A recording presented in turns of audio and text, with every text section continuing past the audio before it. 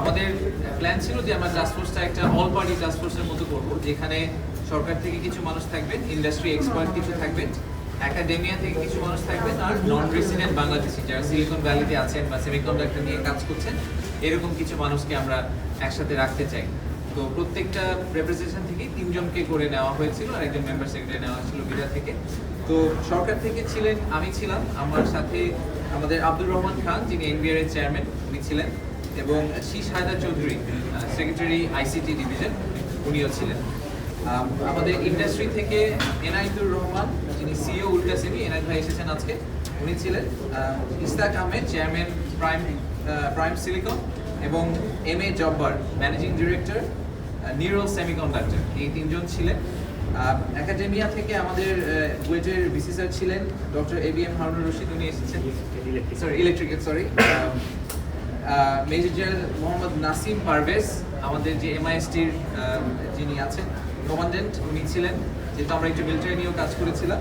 তার সাথে প্রফেসর সৈয়দ মাহফুজুল আজিজ, জি মাত্র past pro VC pro vice chancellor BRAC university উনি ছিলেন। আর আমাদের যারা নন রেসিডেন্ট বাংলাদেশি ডায়াসপোরাতে একটা বড় গ্রুপ ছিল, তো ওনারা সবাই এখন দেশের বাইরে আছেন। আমি তাদের নামগুলো বলতে তাদেরকে ধন্যবাদ জানাতে চাই, কারণ ওনারা আসলে একটা বড় অংশ কন্ট্রিবিউট করেছেন আমাদের প্রসেসটাতে। Masuk Rahman founder Green Quest USA based, Mustafiz Chowdhury একজন সেমিকন্ডাক্টর এক্সপার্ট সিলিকন ভ্যালিতে, এবং Zahirul Alam CEO Integrated Development Foundation IDF বলে, আর আমাদের মেম্বার সেক্রেটারি ছিলেন Nahiyan Rahman.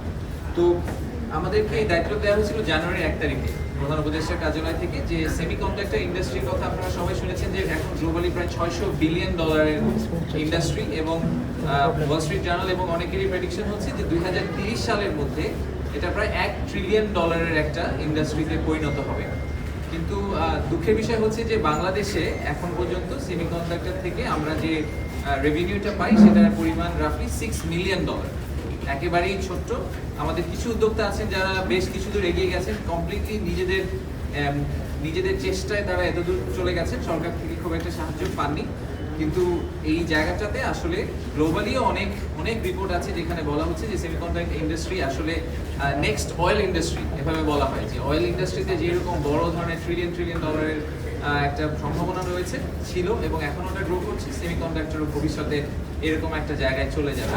AI, machine learning, এই প্রত্যেকটা জিনিসের ব্যাক এন্ডেই আসলে সেমিকন্ডাক্টরের একটা বড় ভূমিকা আছে। তো আমাদের ন্যাশনাল এফডিআর জন্য যে আমরা হিটম্যাপ করেছিলাম বিডা থেকে, সেখানেও কিন্তু সেমিকন্ডাক্টরকে আমরা একটা ফোকাস ইন্ডাস্ট্রি হিসেবে রেখেছিলাম, যে সেক্টরে আমরা মনে করছি যে বাংলাদেশের সম্ভাবনা রয়েছে। এবং তার একটা মূল কারণ হচ্ছে যে আমাদের যে ইয়াং ওয়ার্কফোর্স আছে যারা অনেকেই আসলে এখন গ্লোবালি কানেক্টেড, তারা অনলাইনেই অনেক কিছু শিখে ফেলেন এবং তাদের ইচ্ছাটাও আছে, আমাদের তরুণদের ইচ্ছাটাও আছে। ইঞ্জিনিয়ারিং ইউনিভার্সিটি থেকে যারা বের হয়ে আসছেন তারা গ্লোবালি খুব ভালো ভালো জায়গায় প্লেসড হচ্ছেন। তার মানে হচ্ছে যে যদি আমরা বাংলাদেশেও তাদেরকে ভালো প্লেসমেন্টের সুযোগ দিতে পারি এবং বাংলাদেশি উদ্যোক্তাদের সাথে তাদেরকে কোনোভাবে কানেক্ট করে দিতে পারি, তাদেরকে ওই স্কিলগুলো দিতে পারি, তাহলে হয়তো বাংলাদেশেও ইন্ডাস্ট্রিটা দাঁড়িয়ে যাবে। তাহলে আর তাকে সিলিকন ভ্যালিতে গিয়ে কাজটা করতে হবে না, উনি বাংলাদেশে বসেই হয়তো একই রকম বেনিফিটস এবং সাপোর্ট নিয়ে বাংলাদেশে ওনারা এটা করতে পারবেন। ট্রান্সফোর্সের যে অবজেক্টিভ যেটা ছিল সেখানে আমরা কয়েকটা জিনিস করার চেষ্টা করছি। প্রথমত আমরা একটা গ্যাপ অ্যাসেসমেন্ট করার চেষ্টা করছি, যে যেটা আমাদের দরকার আর আমরা এখন কি ডেলিভারি করছি সেটার মধ্যে গ্যাপটা কতটুকু আছে। দ্বিতীয়ত হচ্ছে যে গ্যাপটাকে কমিয়ে নিয়ে আসার জন্য কী ধরনের পলিসি সাপোর্ট বা ইন্টারভেনশন সরকার থেকে দেওয়া দরকার, সরকারের আসলে রোলটা কি হবে এই পুরো প্রসেসে, সেটাকে আমরা দাঁড় করানোর চেষ্টা করেছি।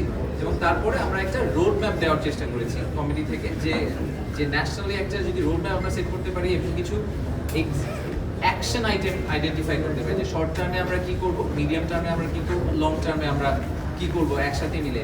এবং এটা তো একটা ইকোসিস্টেমের মতো, যেখানে একাডেমিয়া, সরকার এবং ইন্ডাস্ট্রি সবাইকে মিলে এবং আমাদের নন রেসিডেন্ট বাংলাদেশের সাহায্য নিয়ে আমাদের কাজটা করতে হবে। এটা সরকার একা চেষ্টা করলেও পারবে না, আবার কোনো একটা পার্টি একা চেষ্টা করলে আসলে বেশি দূর যেতে পারবে না। তো যারা সেমিকন্ডাক্টর ইন্ডাস্ট্রি নিয়ে একটু পড়ালেখা করেছেন তারা জানেন যে সেমিকন্ডাক্টরের যে পুরো প্রসেসটা এটাকে 3 ভাগে ভাগ করা যায়। প্রথম ভাগটা হচ্ছে ডিজাইন, দ্বিতীয়টা হচ্ছে ফ্যাব্রিকেশন বা একদম কোর ম্যানুফ্যাকচারিং যেটাকে বলে, আর তৃতীয় অংশটা হচ্ছে টেস্টিং অ্যান্ড অ্যাসেম্বলি।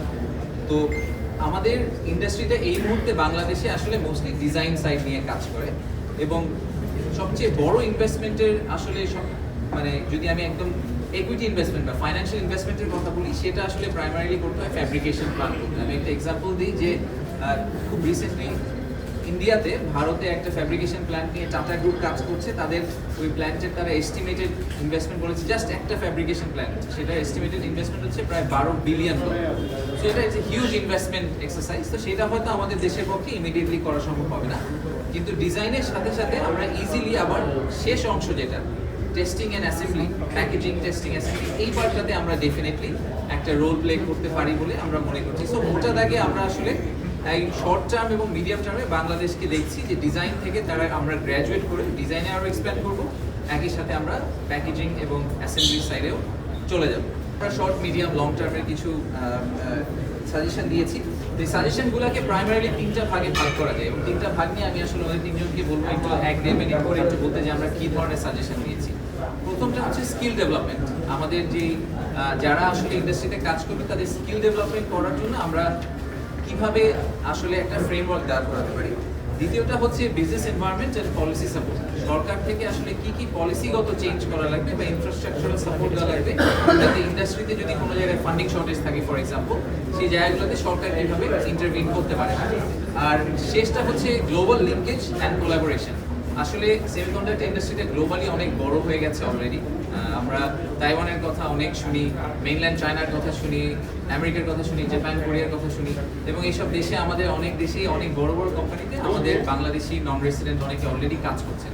তারা আমাদেরকে আসলে কোনোভাবে কানেক্ট করে দিতে পারেন কিনা, তাদের থেকে আমরা বেস্ট প্র্যাকটিসটা নিয়ে আসতে পারি কিনা, বা ভবিষ্যতের কিছু বিজনেসকেও ডেভেলপ করে নিয়ে আসতে পারি কিনা। আসলে তো এটা ইটস এ গ্লোবাল বিজনেস, আপনি দেশে বসে দেশে সার্ভ করলে হবে না, আপনাকে বাইরের কাস্টমারকে সার্ভ করার চেষ্টা করতে হবে। তো সেই জায়গায় আসলে তাদের সাথে আমরা কীভাবে কোলাবোরেট করতে পারি, আমরা কি দেশের বাইরে কোনো একটা প্রোগ্রাম করতে পারি কিনা, এরকম বিভিন্ন ধরনের সম্ভাবনা নিয়ে চিন্তাভাবনা এবং কথাবার্তা হয়েছে। তা আমি এবার একটু রিকোয়েস্ট করবো যদি ওনাদেরকে একটু নিজের পরিচয়টা দিয়ে একটি এরিয়া একটু কাইন্ডলি কভার করেন, তারপরে আমরা আপনাদের থেকে কিছু কোয়েশ্চেন নেব। ধন্যবাদ।